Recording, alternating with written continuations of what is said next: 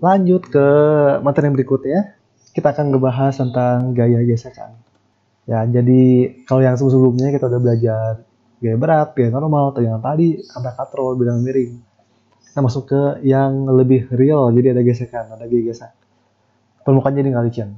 Dan di dunia sehari-hari, itu nggak mungkin ada permukaan yang tanpa ada gesekan. Selicin apapun itu, selalu apapun, selalu licin apapun permukaan itu, pasti ada gesekan. Oke, jadi idenya, gesekan tuh seperti ini. Di permukaannya kasar, kita punya benda lagi gerak misalnya ke kanan, gesekan selalu melawan gerakan. Jadi harga geseknya ke arah kiri. Kira-kira kayak gini. Selalu melawan gerakan. Tapi di kasus yang lain nanti kita akan lihat gesekan justru ada yang searah sama gerakan benda. Tapi itu nanti ya. Kita bahasnya yang biasa aja dulu. Oke, gaya gesek sendiri nanti akan ada dua kondisi. Ada gaya gesek statis ya ketika bendanya diam, dan gaya gesek kinetis. Kayak ketika bendanya bergerak. Ada dua. Jadi ya. Dan yang mengkarakterisasi gesekan dari suatu benda adalah koefisiennya. Koefisien gesek antara permukaan benda yang ditinjau. Dalam hal ini misalnya balok digerakin di lantai, berarti koefisien gesek antara balok dengan lantai. Selalu kayak gitu ya, berpasang-pasangan. Itu biasa disimbolkan dengan mu. Dan nantinya akan ada dua, ada mu S, ada mu K. Ada mu yang untuk gesek statis dan ada mu untuk gesekan kinetis. Oke ya, jadi ada dua hal ini. Nah, yang kinetis itu rumusnya begini. Kita simbolkan dengan F kecil. Biasa gesekan itu F kecil, FK disebutnya, gaya gesek kinetik. Ya, itu sama dengan mu K dikali dengan M, dikali dengan gaya normalnya. Jadi gesekan sangat bergantung terhadap gaya normal dari benda yang kita tinjau. Sedangkan yang statis, nah ini banyak salah orang-orang mungkin. Fs rumusnya gini, salah, bukan sama dengan. Ya ini rumusnya salah. Yang benar adalah kurang dari sama dengan. Ini ya, ini rumus yang benar. Kalau FK benar, selalu sama dengan. FK itu selalu konstan nilainya. Begini terus. Ini menunjukkan apa? Fs nilainya nggak konstan. Fs itu berubah-ubah. Karena ini ya kurang dari sama dengan. Jadi nggak selalu sama dengan US kali N. Tergantung kasusnya nanti seperti apa. Itu yang beda ya. Yang sama dengan itu kalau statis maksimum. Itu baru sama dengan Fs max. Sebutannya ya, Fs max. Itu baru mu S dikali N sama dengan. Jadi bedanya di sana. Nah, apa itu sekarang Fs max itu apa? Fs max itu adalah gaya gesek statis maksimum untuk menahan benda tetap diam. Ini definisinya. Gaya gesek maksimum supaya benda tetap diam, nggak gerak. Rumusnya ini. Nah, sekarang gimana cara penerapan realnya nih ya? Teorinya begini, sekarang penerapan realnya supaya lebih jelas ya guys. Jadi misalnya kita punya sistem seperti ini. Benda di permukaan yang kasar diberi gaya luar P dari keadaan diam. Karena kasar ada gesekan F ke kiri, lalu seperti biasa ada gaya normal dan ada gaya berat. Gaya normal perlu diperhitungkan karena nanti gesekan bergantung sama gaya normal. Oke. Nah, bisa diberikan informasi seperti ini ya. M-nya 2 kilo, mu S dan mu K-nya seperti ini dan gaji sekian.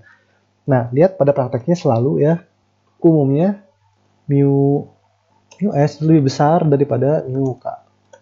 Ini. Jadi koefisien gesek statis umumnya lebih besar daripada yang kinetis. 0,4, 0,1. Nah, sekarang kita lihat nih penerapannya maksudnya gimana nih. Gaya gesek kita itu ditentukan oleh si P ini. Jadi, seberapa besar gaya luar yang kita berikan kepada benda ini. Oke, gitu ya. Oke, awalnya bendanya diam nih ya. Kita kasih gaya P berturut-turut seperti ini. Ada banyaknya 1, 5, 8, bla bla bla. Nah, kita lihat sekarang. Masing-masing P ini efeknya apa. Nah, sekarang penentu dia gerak atau enggak tadi Fs max ya. Ini gaya gesek statis maksimum untuk menahan benda tetap diam. Lebih dari itu, dia nggak bisa nahan lagi, dia akan bergerak bendanya. Gitu ya. Jadi aturannya sederhana kira-kira.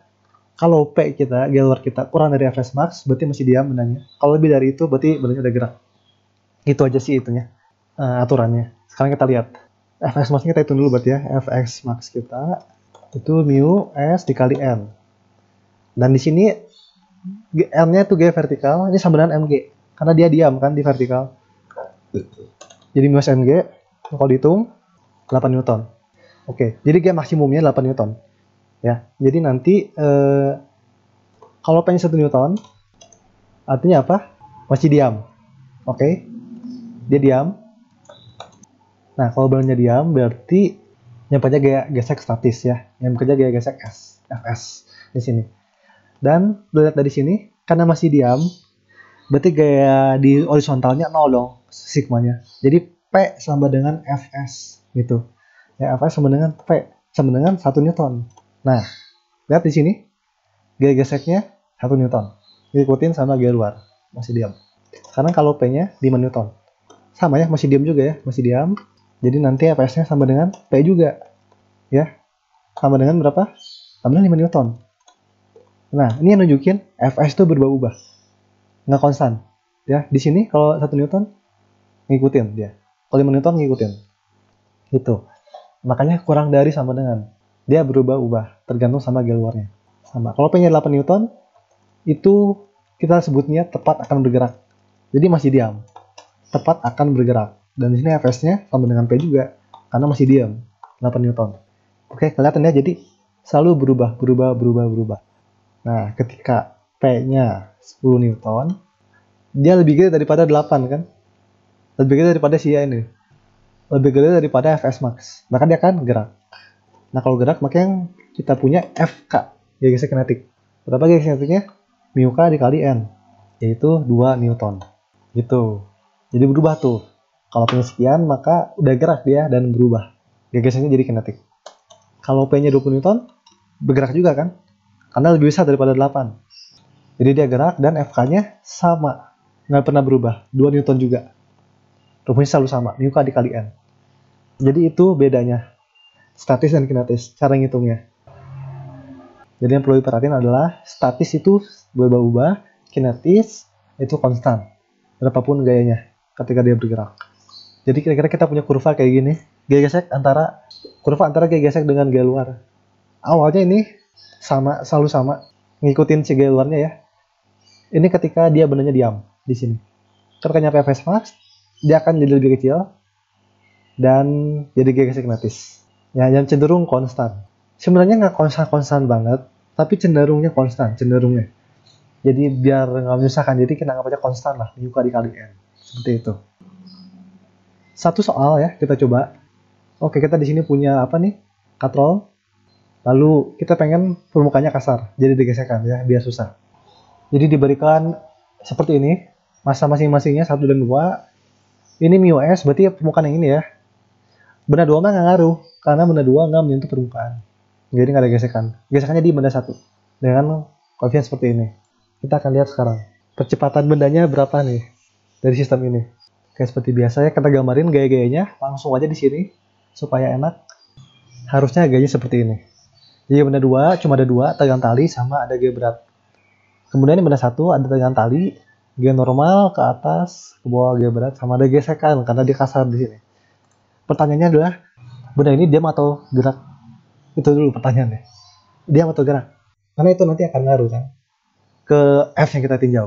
F-nya nilainya berapa nih? Nah, sekarang gini dulu. Kita main-main dulu aja. Andaikan sistem diam. Ya, pura-puranya diam. Kita pengen tahu nih, diam atau gerak nih. Kalau sistemnya diam, berarti benda 2 ini gayanya sama dong. Antara kanan sama ke bawah. Ya, kalau diam berarti T sama dengan M2G. Bener ya? Kan sifatnya sama dengan 0. Berarti sama dengan apa? M2G 20 Newton. Jadi benda 1 akan ditarik 20 Newton ke kanan. Ini gaya luar ya. Sekarang kita lihat. Kita tinjau. Penentunya adalah Fs max kan. Fs max itu mu S dikali M. Berarti di sini mu S kali Mg. M1G, sorry. M1G. Ya, di sini nih. Nah, ini sama dengan 4 Newton. Jadi lihat di sini. Kalau sistemnya diam, T-nya 20 Newton. Sedangkan Fs max cuma bisa nahan 4 Newton. Oke, udah pasti gerak. Nggak mungkin nggak. Ini jauh lebih gede daripada si Fs max. Jadi pasti gerak. Jadi kesimpulannya pasti gerak. Nggak mungkin diam. Oke, sekarang kita masuk ke perhitungannya berarti ya. Percepatannya segala macam. Oke, berarti geraknya pasti ke bawah ya. Yang benda 2. Yang ini benda 1 ke kanan gerakannya. Oke, sekarang kita tinggal tinjau masing-masing. Oke, benda 2. Benda 2 berarti sigma F-nya kita tinjaunya yang secara percepatan positif berarti M2G min T sama dengan M2A. Oke, terus ini benda satu berarti kita aja yang gerakannya aja ya. T min F berarti kan. Berarti T min, kita udah tahu ini gerak ya, karena gerak berarti ini F nya FK. F min K M, dan M nya MG. Oke, karena sama nih, sama dengan M1A. Ini 1, ini 2. Kalau udah jumlahin ya, eliminasi, nanti kita akan dapat, kalau dijumlahin kita akan dapat seperti ini. Yang 2G min mu KM1G sama dengan bla bla bla bla. Oke, dapat seperti ini. Tinggal dimasukin aja kan angka-angkanya. Kita udah tahu semua. Nanti dapat A-nya 6 meter per second kuadrat. Ya, dapat A-nya sekian. Gitu. Jadi yang penting kita bisa menyimpulkan bahwa di sistem ini tuh emang harus bergerak, nggak mungkin diam. Pasti bergerak ya. Oke, dapat A-nya 6. Karena mau lebih lanjut cari dengan tali bisa. Yang masukin ke salah satu aja ya. Ke salah satu ini misalnya ke sini nih. Dapat dengan tali. Ya standar ya ini. Berarti T-nya nanti sama dengan 8 Newton. Bisa dicek sendiri ya. Buat latihan lah.